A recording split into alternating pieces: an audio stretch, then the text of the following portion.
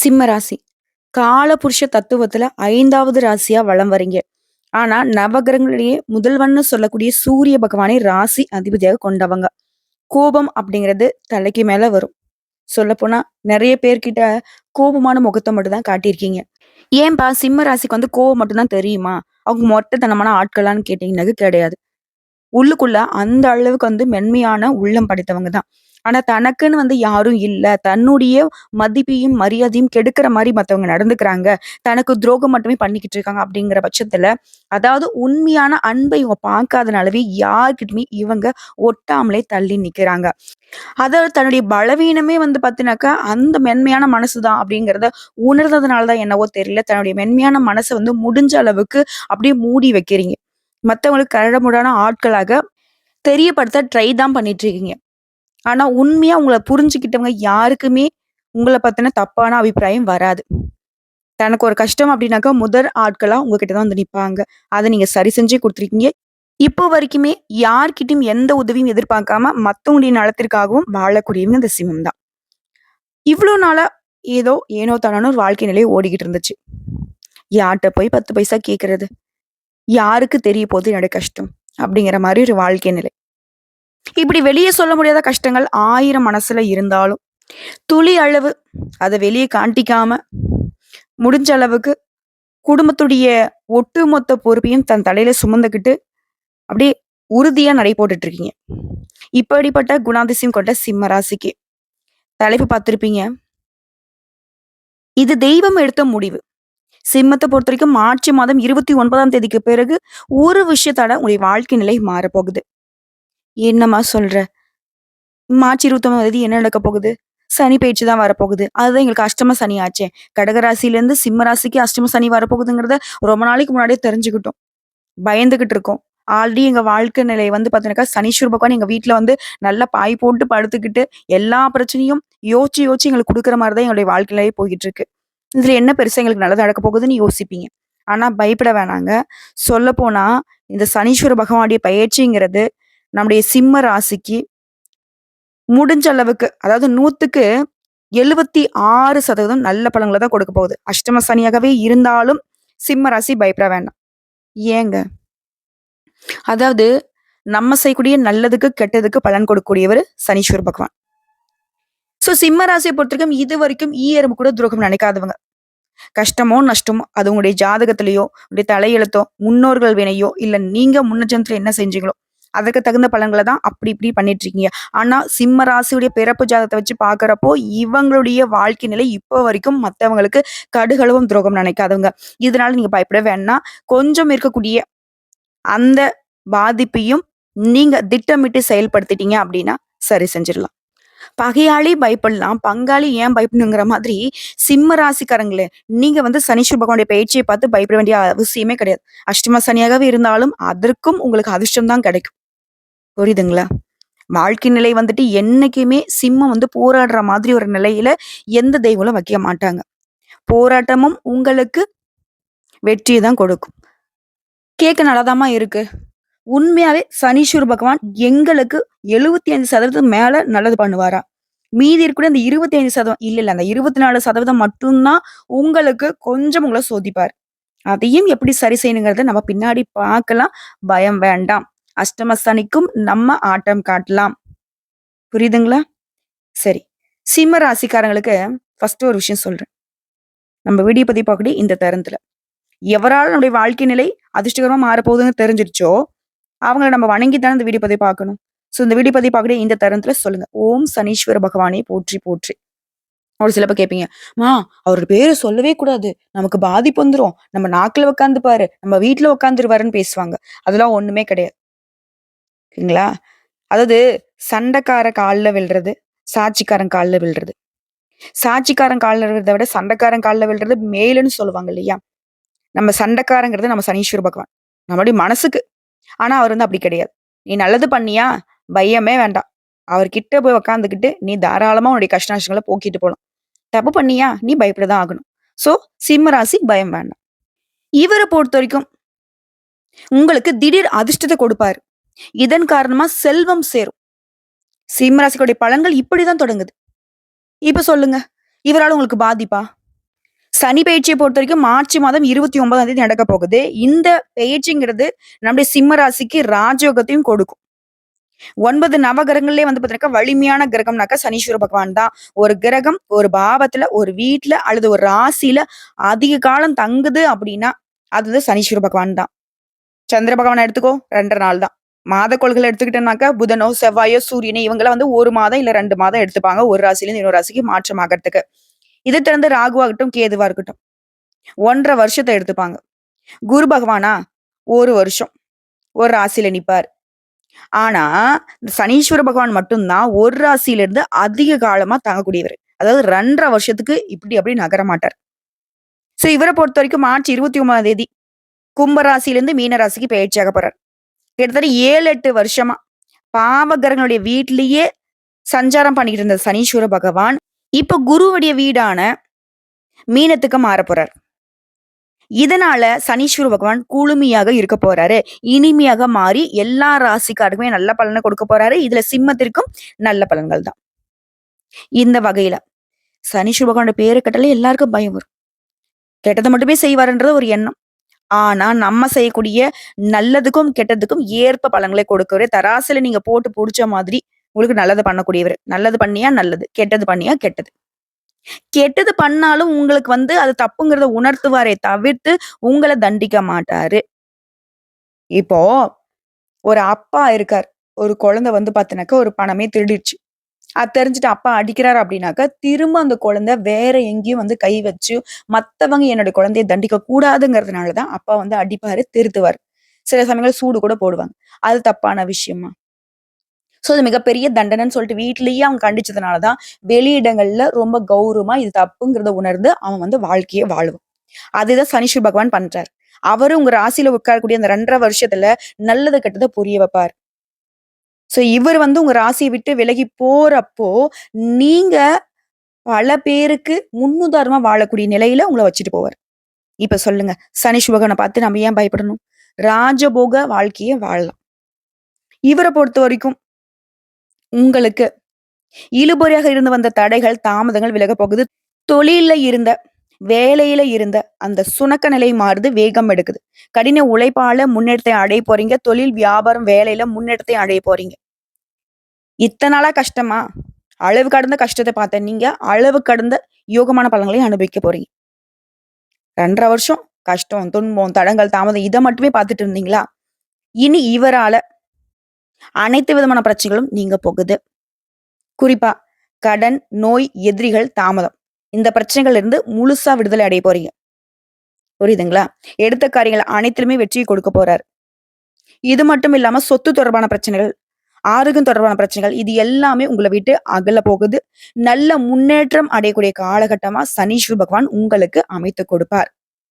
இந்த பேச்சுங்கிறது வந்து திருக்கணித பஞ்சாங்கத்தின்படி 29/3/2025 நடக்க போகுது. அதுவே வாக்கிய பஞ்சாங்கத்த வச்சு பார்க்கிறப்போ 6/3/2026 அன்னைக்கு தான் நடக்க போகுது. இந்த பெயர்ச்சியில சனி பகவான் பூரட்டாதி நட்சத்திரம் 3ஆம் பாதம் கும்ப ராசியிலிருந்து பூரட்டாதி நட்சத்திரம் 4ஆம் பாதம் மீன ராசிக்கு பெயர்ச்சி ஆகுறாரு. இது குருவுடைய வீடு. சரிங்களா? அடுத்த 2 1/2 வருஷத்துக்கு இங்க தான் இருக்க போறாரு. இதைத் தொடர்ந்து குரு மற்றும் ராகு கேதுவுடைய பெயர்ச்சியும் இந்த இடத்திலேயே நடக்கிறதுனால, இந்த அமைப்புகள் அனைத்தையும் கணக்கிட்டு பார்க்கிறப்போ, சிம்ம ராசிக்கு திருக்கணித பஞ்சாங்கத்தின் முறைப்படி சனீஸ்வர பகவான் உங்களுடைய 6ஆம் இடத்துக்கும், 7ஆம் இடத்துக்கும் உரியவர்.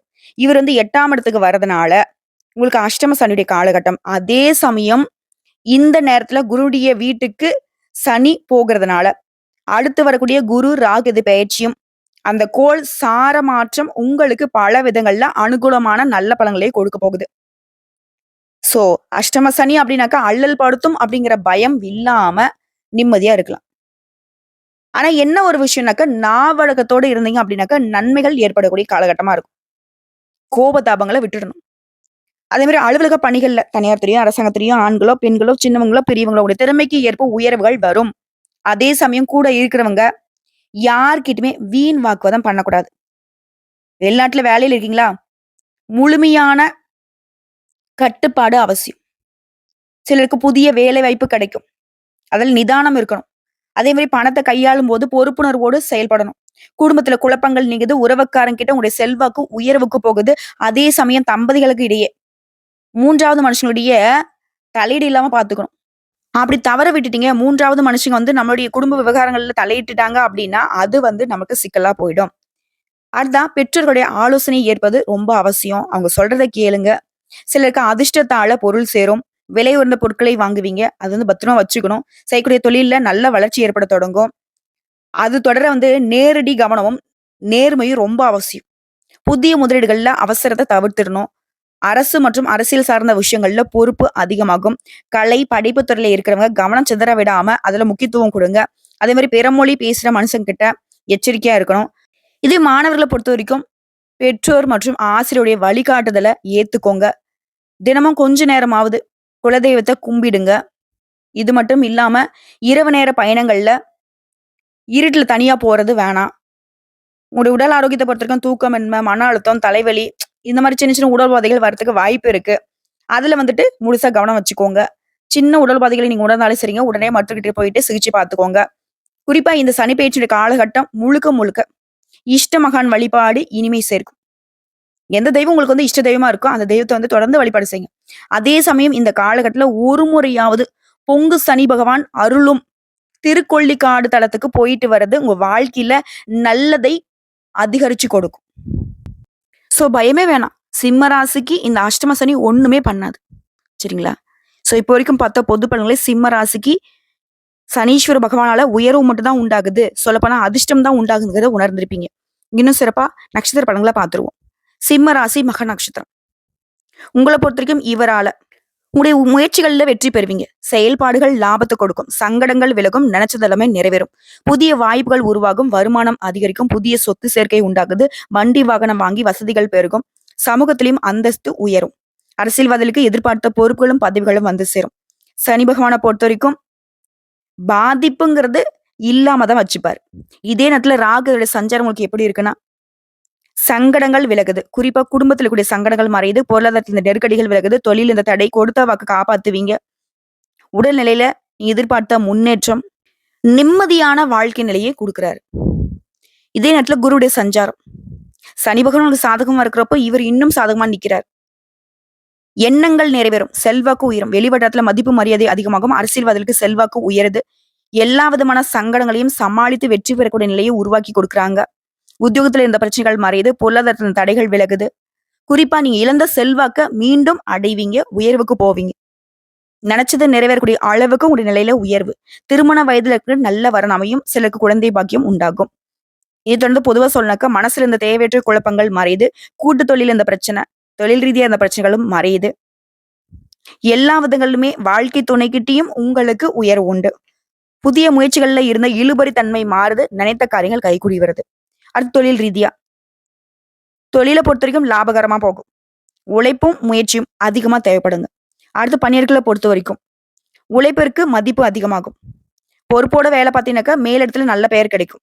சிலருக்கு எதிர்பார்த்த பதவி உயர்வு, விரும்பிய இடத்துக்கு இடமாற்றம், சரியான நிறுவனத்துல வேலை பார்த்தாலும் சரி, முதலாளிங்க கிட்ட பாராட்டுகளை பெறுவீங்க. பெண்களை பொறுத்த வரைக்கும் சங்கடங்கள் மறைய ஆரம்பிக்கும். குடும்பத்தில் நிம்மதியான நிலை உருவாகுது. பொன் பொருள் சேருது. உறவுக்காரங்களும் உங்களை தேடி வருவாங்க.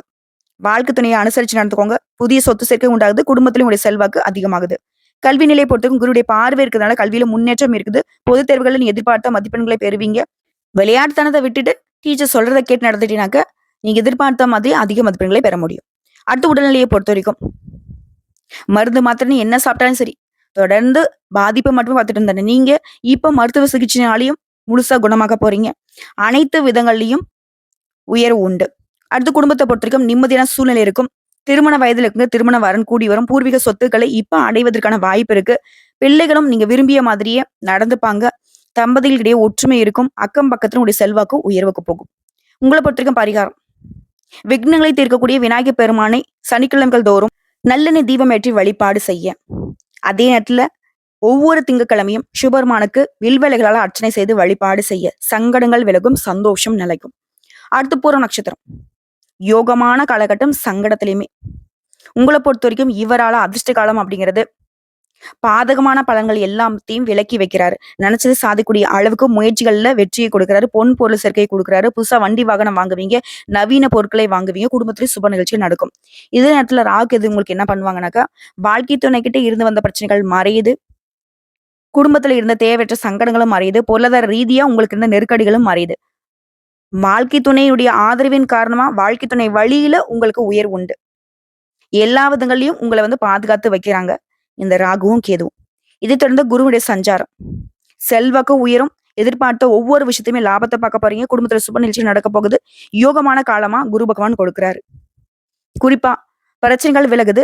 வியாபாரத்துல லாபம் அதிகமாகுது. புதுசா இடம் வாங்குறது, மனை வாங்குறது, பொன் பொருள் சேர்க்கை உண்டாகுது. இந்த காலம் அப்படிங்கிறதே உங்க வாழ்க்கைய செழிப்பான காலமா மாத்தி கொடுக்குது. இதை தொடர்ந்து பொதுவா சொன்னாக்க, உழைப்பு அதிகரிக்கும், உயர்வு இருக்கும். எதிர்பார்த்த வருமானம் இருக்கும். அரசியல்வாதிகளுக்கு செல்வாக்கு உயருது. கவர்மெண்ட் கிட்ட நீங்க எதிர்பார்த்த உதவிகள் கிடைக்கும். தொழில் தொடங்கக்கூடிய முயற்சிகள்ல வெற்றியை பார்ப்பீங்க. புதிய ஒப்பந்தங்கள் கையெழுத்தாகும். அடுத்து தொழில் ரீதியா, தொழிலில இருந்த சங்கடங்கள் மறையுது. கூட்டு தொழில்ல கூட இப்ப பிரச்சனைகள் இருந்துச்சுன்னு அப்படின்னா சரியாக போகுது. புதிய முதலீடுகள்ல நீங்க எதிர்பார்த்த லாபத்தை பெற முடியும். வியாபாரத்திலயும் லாபம் அதிகமாகும். அடுத்து பணியாட்களை பொறுத்தவரைக்கும், நீங்க வேலை பார்க்கக்கூடிய இடங்கள்ல செல்வாக்கு அதிகமாகுது. உங்க மீது சுமத்தப்பட்ட குற்றச்சாட்டு தவறுன்னு நீ நிரூபிக்கக்கூடிய ஒரு சாதகமான காலகட்டம். அதே மாதிரி விரும்பிய இடத்துக்கு இடமாற்றம், பதவி உயர்வு எல்லாம் கிடைக்கும். தனியார் நிறுவனத்துல வேலை பார்த்தாலும் சரி, முதலாளிகள் உங்களை வந்து மதிப்பாங்க. அடுத்து பெண்களை பொறுத்தவரைக்கும் குடும்பத்துல கூடிய பிரச்சனைகள் விலகுது. கணவர்கிட்ட அன்பு அதிகமாகுது. பிள்ளைகள் வந்து உங்க சொல்படி நடந்துப்பாங்க. ஆனா புதுசா யார்கிட்டயாவது பழகுறீங்க அப்படின்னாக்கா, பழக்கவழக்கங்கள்ல எச்சரிக்கை அவசியம். உங்களுடைய செல்வாக்கு உயர்வுக்கு போகும். அடுத்து கல்வி நிலையை பொறுத்தவரைக்கும், இந்த காலத்துல மாணவர்கள் வந்துட்டு கவனக்குறைவு இல்லாம படிச்சீங்க அப்படின்னா, எதிர்காலத்த பத்தி யோசிச்சீங்க அப்படின்னா, வெற்றி உண்டு. கடினமான காரியங்கள கூட எளிமையா படிச்சு முடிச்சுப்பீங்க. மேற்கல்வி எளிதாக இடம் கிடைக்கும்.